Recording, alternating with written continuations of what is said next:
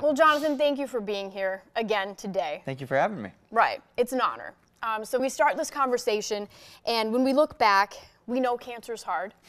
We know your journey had any number of side effects. I mean, you name it, even the broken bone. What were the worst among the issues along your journey? You know, it's really hard to describe if there was something physically in the path that really makes it hard. I think it's more about the endurance and the stamina. You know, it's been over 5 years of constant treatment. And, you know, anybody that's dealing with a chronic condition is facing those same types of things, where I've just constant medical care, and that needed to constantly be up for that and find your strength to endure whatever procedure's next.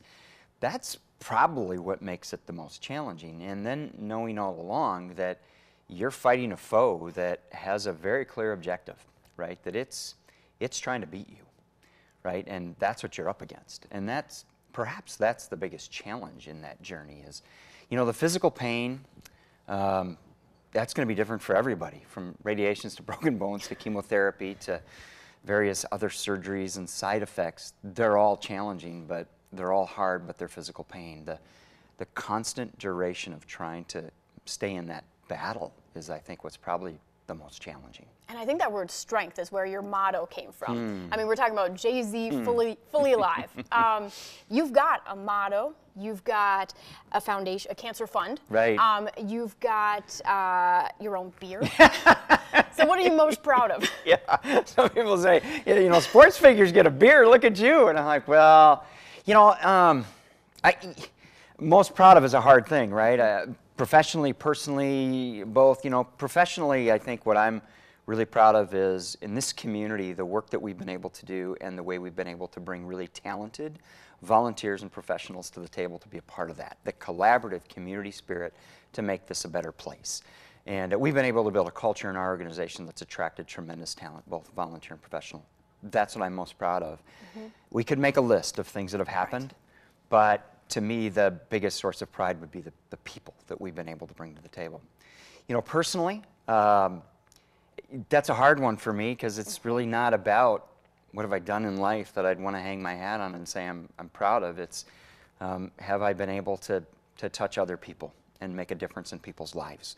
And what I've been able to do over the course of my life is live out on this canvas here, this mission of mine to get up every morning and make the life of a community and the people that are in it better. And I've been able to do that here professionally and personally through the Cancer Fund. I've been able to just make the life of people experiencing the cancer journey just a little bit better. That's what I want to do, right? Is make a difference, whatever that looks like, personally or professionally. And I feel like I've been able to do that in some small way. Right, and what you've done has been powerful. I think a lot of people can speak to that. Even me listening to you now, I was like, wait, what's my next question?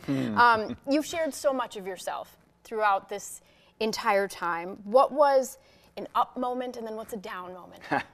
You know, the up moments, right, are really this this ability when you sort of can rally people into the conversation, and you can see people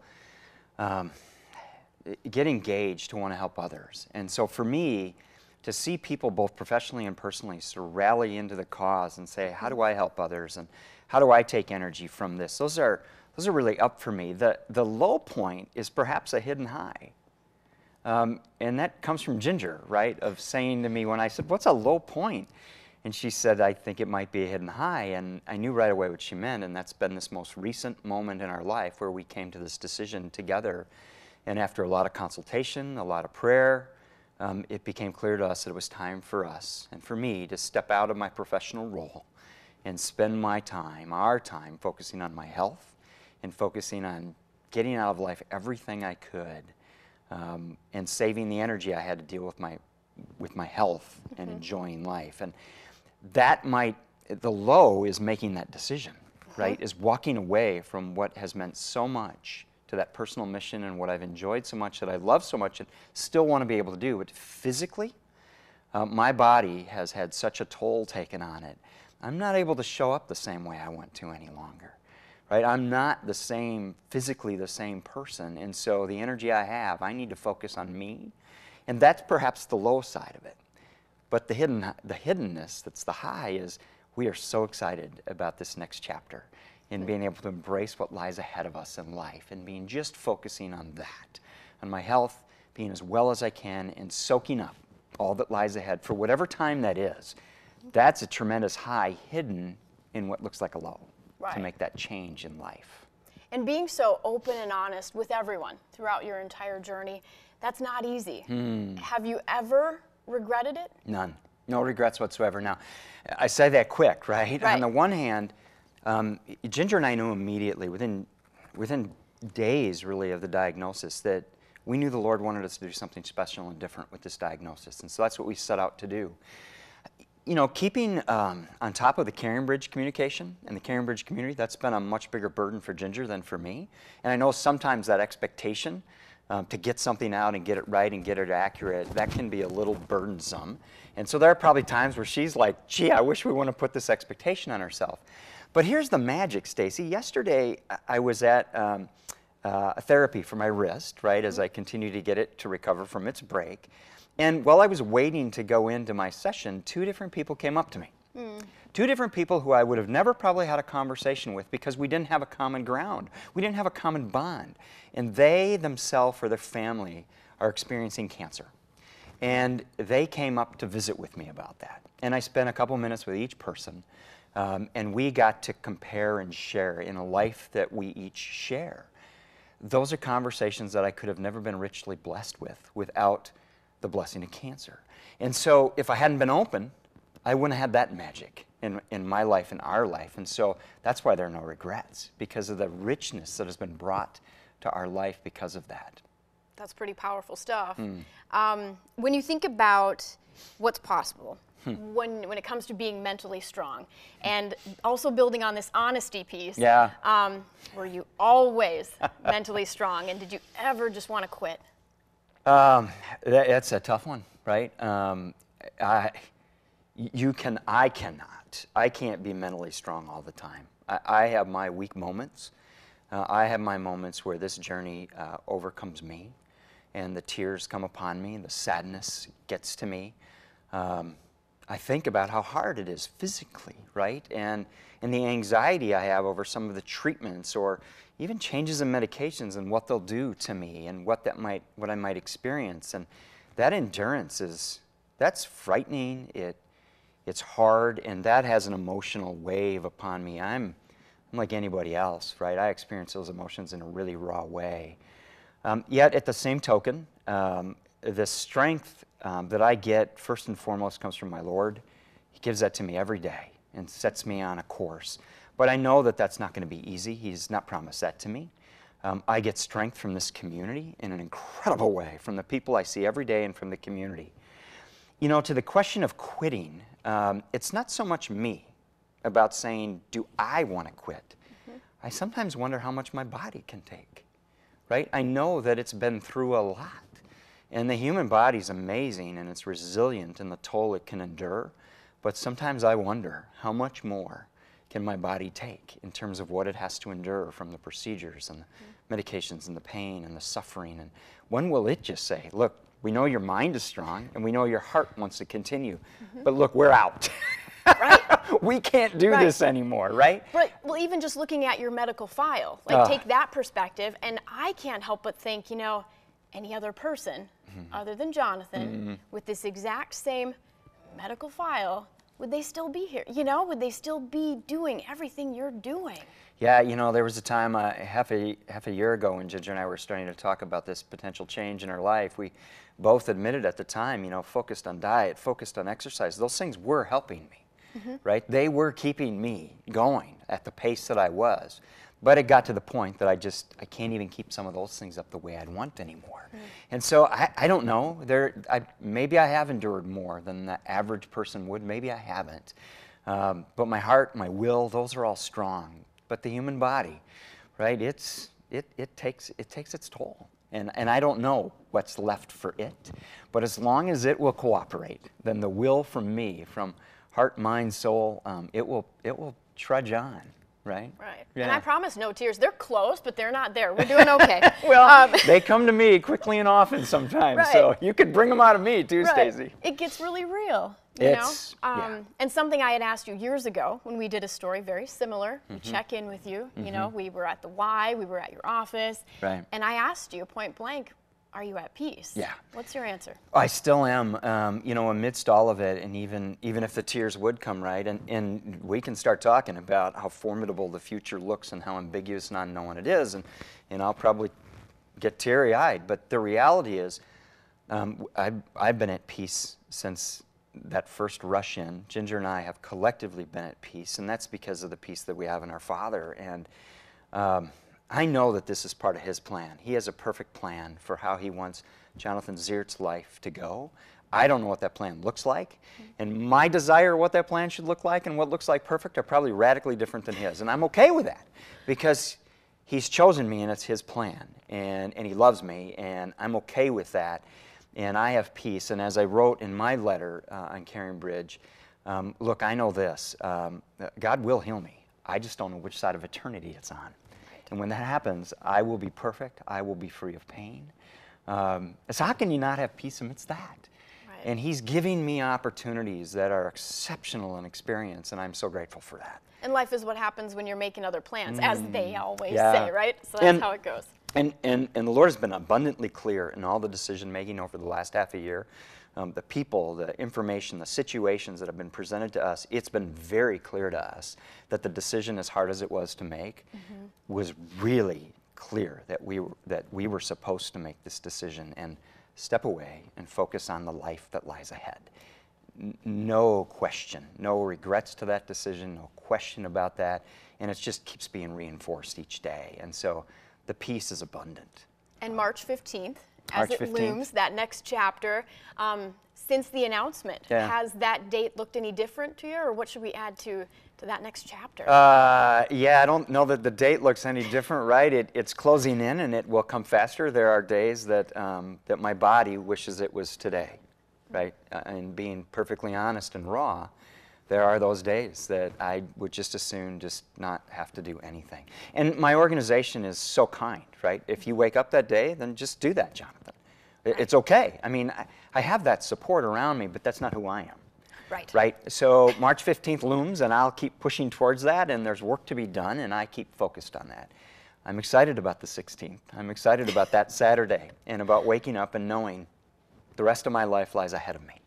And what will that look like, and how much fun will that be, right? And how will I make the most of what lies ahead? And I'm excited for that. And we can trust it'll look Jay-Z fully alive. It will, right? And what does fully alive mean, right? It means embracing the life that you have in front of you, right? Making the most of that very moment, that very minute. And that's what I'm going to do. For me, it's going to be about, you know, spending time in my photography. It's a 30-year-old hobby that I haven't done anything with for 30 years. You'll have some time. Right, but I resurrected it, and the thing about it, and I know I've shared this story before, is when I get behind the lens of the camera, I forget about everything else. Right. Right? The pain, the difficulty, the cancer, all of that just disappears. It melts away, and I get lost in the artistry of the photography and what I'm looking at, what I'm trying to capture, and I love that. And then, you know, I hope that there will be some pictures I'll capture that some people will want to see and maybe do something with. I want to spend some time, who knows, maybe doing a little writing. I'm very excited about taking this new chapter, this experience of facing one's mortality, to the Jay-Z Cancer Fund. Right. It's a dimension we haven't had, at least from me, as a founder, of what's that look like? Right. When all of a sudden you have that facing you. You know what? In my situation's a little bit different. I said ambiguous before, right? But my doctors didn't say, Jonathan, you got 4 months, you got 12 months, get things in order, etc. I didn't get that. At some point I will. At least I hope I get a warning like that. The reality is this is an aggressive, advanced form of cancer that's moving quickly, and our treatment can only be palliative. You've already outlived the expectations. We don't know. We just don't know. And so how do you deal with that, right? And that's what Ginger and I decided we want to embrace, was that space right there. Whether that's 2, 3, 4, 5 years, we don't know. It could be less. It depends on where the cancer decides to show up next, right? That's going to dictate its speed.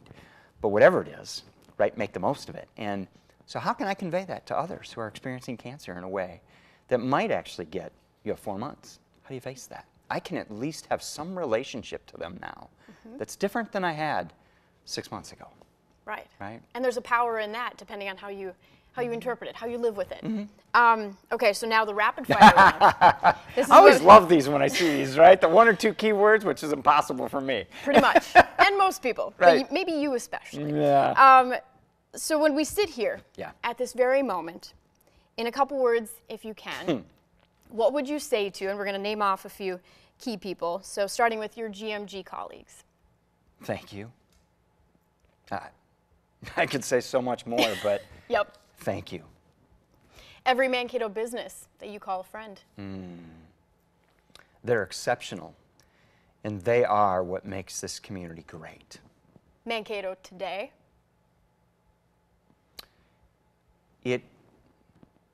It should recognize what it's become and how it's revered outside of here. I don't know that it realizes the big step that we've made, but let's keep our foot on the gas. Mankato then looking ahead 50 to 100 years. Oh, we have so much potential, and we can be so much more tomorrow than we are today. Okay. Your Jonathan Zierdt Cancer Fund, the people who run it, and the people who benefit from it. It wouldn't be anything without the selfless generosity of the volunteers and donors that want to do something that just makes life a little bit better for those on the cancer journey. And what do you say to the Relay for Life attendees every year? Celebrate every summit and every milestone. Everyone, no matter how big or how small they seem, celebrate them all. And the members of the American Cancer Society Leadership Board that you created. First, thank you for giving of yourself. Your efforts make a difference that you likely don't even realize. How about your doctors? You're exceptional. Their care, their compassion, their depth of work that they went to, and their support for us feels exceptionally unique. And for that, I'm grateful. And what do you say to God, given the opportunity? Thank you for loving me. Couldn't get a bigger gift. He loves me. How about cancer? Given the opportunity to face cancer right in the eyes. Yeah, bring it on. Is that the best you got? I will not back down, right? Yeah, bring it. And to your partner in all this, what do you say to Ginger? First of all, there are not words, right, that can capture that. The only word that comes to my mind is angelic, right? That's the only word. She's my angel, right? Yeah. That's the fitting one. Is there anything else you wanted to add from this platform, from this vantage point, from today that we need to all I would say is that, and I've said this a few times, to have entered this journey and to be walking this path here in this community, I couldn't have picked a better place to experience this, right? Surrounded by the facilities and the medical community that I have, and the caring community that goes beyond itself every day. To be a part of that community and to walk this journey here in Greater Mankato, I couldn't think of a better place that I would have wanted to start that journey and walk it than here. I'm so grateful for that, to be able to be on this journey here in this community, here at this time, here and now, here in this place. I wouldn't trade that for anything. Adding to your amazing strength, maybe. Well, thank you again, Jonathan, for your time. We have to do what you invented, right? The elbows? Yeah, there you go, right? Thank you. Thank you again. Thank you.